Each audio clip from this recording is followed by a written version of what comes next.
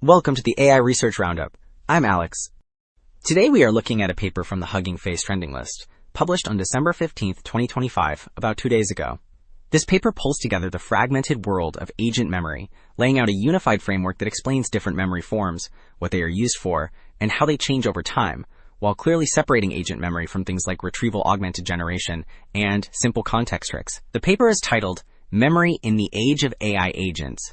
And as we will see later, the ideas here could reshape how people design long-lived, adaptive AI agents. Also, the authors shared a GitHub repo to go with the survey. It is essentially a living, curated paper list on agent memory. You will find the papers grouped by their taxonomy, forms, functions, and dynamics, spanning factual, experiential, and working memory with concise annotations and links to each work. Figure 1 presents a big map of the agent memory landscape, which helps listeners see how many different systems fit into one unified view.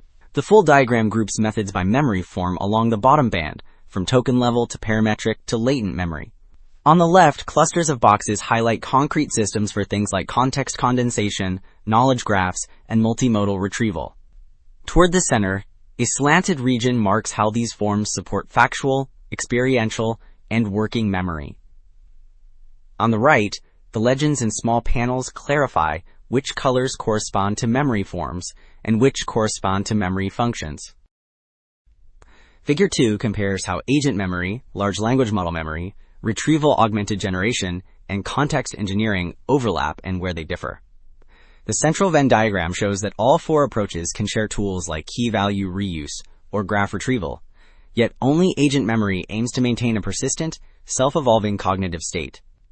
The surrounding gray boxes give concrete examples of systems that lean more toward agent memory, more toward retrieval augmented generation, or more toward context engineering.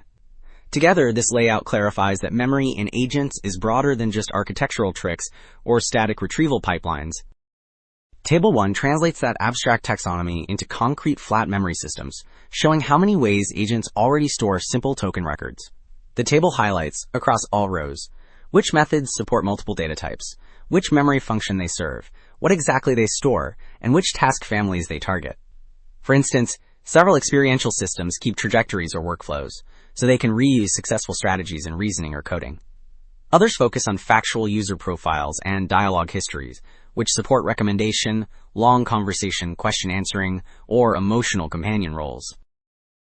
Table 1 listed concrete flat memories, and Figure 8 now explains how those memories actually live and change over time.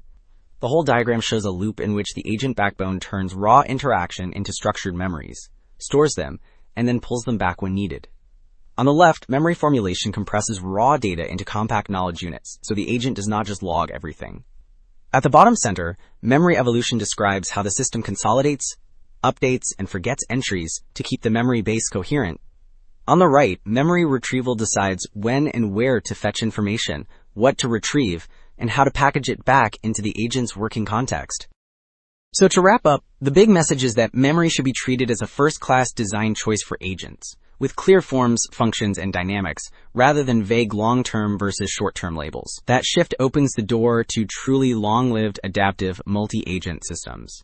That is it for this episode of the AI Research Roundup. I am Alex. Thanks for listening.